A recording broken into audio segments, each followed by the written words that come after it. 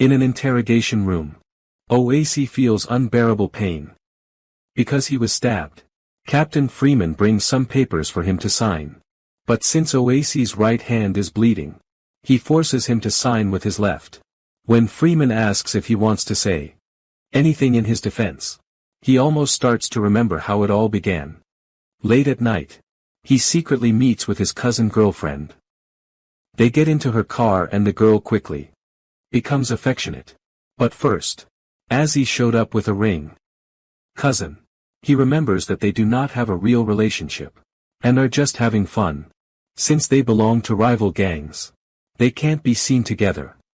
He almost wants to run away with her. But cousin just returns the ring. At that moment, a police car stops behind them, and the police officers tell her to get out. After she does that, they check inside the car and find a gun. Officer Ethan looks at the gun and hesitates. Then the deputy sheriff reminds him what he should do. If you want to be part of the night patrol. Suddenly, Ethan raises the gun and shoots Primo in the head. Terrified, almost runs away immediately, and a police officer follows him, while Ethan finds his bike on the ground. A sticker on it shows the name, Creep Boy, almost keeps running for a while, and he has to hide behind a wall to catch his breath. The police officer finds him and points a gun at him, but runs away when he sees the Oasis ring glowing green. The next morning, Ethan goes to a school to give a lecture about his police work. Suddenly, the gangster Xavier enters the room and opens fire, making all the teenagers panic and try to hide. Xavier then makes one of the students come to his side and forces him to suck his finger. When he starts to get aggressive, Ethan interrupts him to reveal that this is just a demonstration, and the gun only had blanks in the parking lot. He reprimands Xavier for using blanks inside a school. Xavier thinks it was worth it to scare the kids and prevent them from turning to crime, and even points the gun at the same student as he leaves, just to cause a little more fear. Then the duo patrols the city, occasionally stopping to catch a bad driver. They talk while driving and tease each other about their pasts. Xavier used to be part of a gang while Ethan was a Marine. When their bodies get sore from sitting too long, they get out of the car to exercise. Eventually, they stop at a food stall to have lunch. And Ethan asks Xavier if he met someone named Creep Boy when he was still in the gang. Xavier says it was his brother's player nickname back in the day, and calls him to ask about it when Azzy hears that name on the phone. He hangs up quickly. Then he goes to Primo's gang headquarters. But at the gate, a man appears behind him and covers his head with a bag. Seconds later, Azzy finds himself tied to a chair and surrounded by gangsters. The leader, Cornelius, points his gun because he thinks he is looking for trouble between gangs. But Azzy tells him that the police killed his sister. He talks about the night patrol and how they knew Primo would be there. Bonelli becomes suspicious and has one of his men scan the ACI with a device to confirm that he is human. Furious, he threatens him again, demanding to know why the police let him go, and accusing him of being an informant. Oasis swears he does not know, but Bornelio refuses to believe him. Moments later, the group finds Primo's car and her body, which is missing limbs and looks like it was chewed on. The gangsters start arguing about what monster could do that, but Oasis insists it was the police. The men then put a pyramid of sticks to cleanse the energy of Primo, so that she can rest in peace. And Bornelius concludes that whatever killed her will come after them. Next, the night, the emptiness goes home and moves some furniture to reveal a hole in the wall. Instead of his secret money, he finds a note from his mother that says, "My home, my money, your mother is around."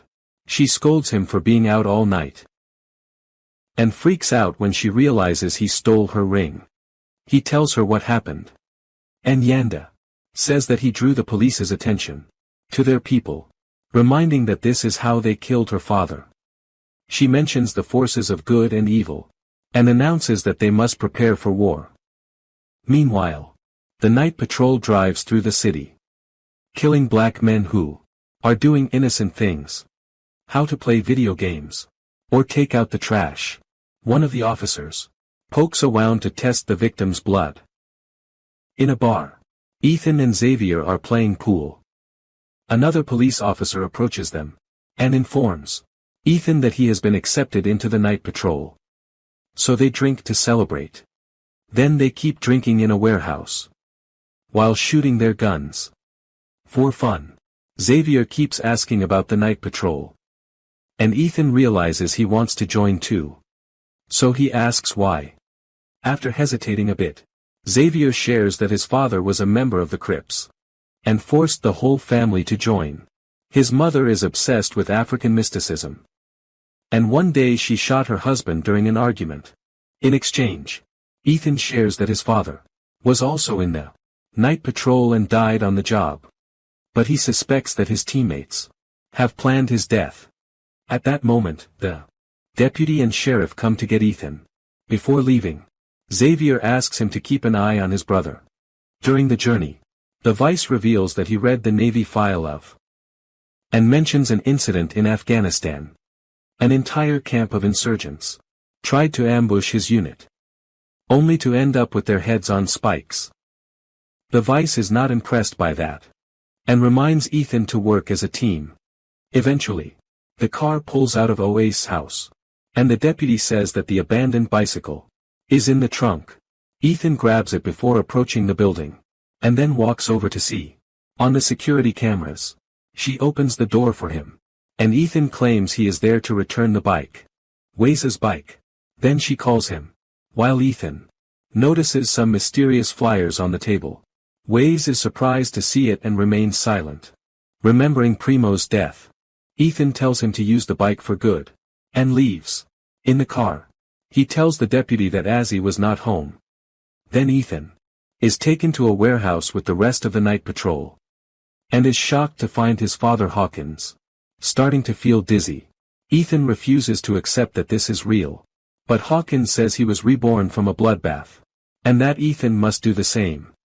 The vice and he pushes him away upon realizing they put something in his drink, so Ethan insists that his father is dead. But Hawkins starts to speak about how proud he is of his son for crying. Ethan hugs him before Hawkins asks him to also be reborn into perfection. Ethan is still too confused and dizzy to understand the vague conversation of his father. The two police officers grab him, and the vice cop punches him to knock him down. Using a knife, Hawkins spills his blood into his son's mouth, saying he dreamed about this for a long time. Once he swallows the blood, Hawkins tells him to live forever, before shooting him several times. The next morning, Freeman reprimands Xavier for his behavior at school. He asks to be considered for the night patrol, but Freeman refuses. Later, Xavier goes on patrol with Ravit. That keeps making disgusting comments about women. Xavier misses his old camaraderie with Ethan. Meanwhile, Ace is in his room listening to music. Then go ahead and turn off the sound angrily, throwing the remote control and force. This way to help her strengthen the neighborhood against demons. This way she goes outside to distribute flyers, and the neighbors mock him for having to do silly tasks like a child. When he tries to explain that he is an adult, then someone yells at him from the roof. The neighbors laugh even more. Then the ACI follows the instructions from Ayanda and calls Xavier to say that he saw a murder. So they agree to meet at the police station. Xavier tries to find Ethan in vain. He has no choice but to ask the deputy to tell the friend that he has some about the murder. He also takes the chance to mention that it would be good for the night patrol. The vice asks if he would arrest his own brother. Then an embarrassed Xavier says that among criminals. Afterward, Xavier and Ravit go to the black neighborhood, where the gangsters are staring at them. As they walk by, they enter an old restaurant, where Azzy and his group are waiting. And Xavier tells his brother they should go. But he does not move. Ravit threatens to shoot everyone, then laughs at him and calls Xavier a disappointment. After a brief argument with his mother, he tells Azzy that the night patrol is looking for him and will kill anyone who tries to get in the way.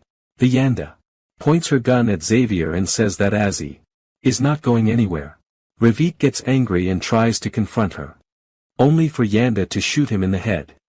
Then she tells Xavier that the police killed one of hers last night, so that is the message he should take back. Xavier refuses to leave and punches one of the gangsters. Then Yanda hits him with the gun and surrounds him with the other men to beat him up. Then Azzy call Bornelhos and tell him the cop who killed his cousin will be patrolling the city tonight. His mother thinks she can stop him with voodoo, and Oasis is afraid she will get everyone killed. So he asks Bornlos to come with his men for extra protection, while the gang gathers all their weapons from the stash. Yanda forces Azzy to help her protect the neighborhood by installing various structures of protection. At night, the night patrol gathers in a warehouse, and Hawkins gives a speech, reminding them to show no mercy to their prey. Ethan is still unconscious on the floor, so Hawkins uses his special vision to look at his heart and tells him to get up. Then Ethan wakes up, still feeling dizzy. He tries to concentrate, while his father says he was made in the image of God, and hands him a pair of metal fangs. The other officers are grabbing their weapons and celebrating that tonight they could cause a commotion. Moments later, the night patrol arrives at the black neighborhood, but they do not have a warrant. So the deputy shares their cover story. He claims that the Crips gang killed a cousin of the Piru gang, and since then, there have been retaliatory killings on both sides. This means that the police are allowed to enter under urgent circumstances. So they put on the metal cuffs before attacking. When Bornelio arrives, he talks to Yanda to exchange information, and they realize that the police killed the cousin to create a false conflict between the gangs for tonight. The gangs agree to work together to fight the police at the restaurant. Xavier finally wakes up and runs to the car to call for backup. The operator tells him that the night patrol. He is already on his way. Worried, he rushes to grab his weapons from the trunk, only to be suddenly approached by ETA. Xavier asks if he will help him rescue his brother, and Ethan agrees to go with him. Soon the power goes out on many streets. The police sent 2 guys to cut the cables and move the protective barriers so they could get through. They also threw some gas grenades to create a fog for extra cover. The night patrol starts breaking down doors and killing civilians without mercy.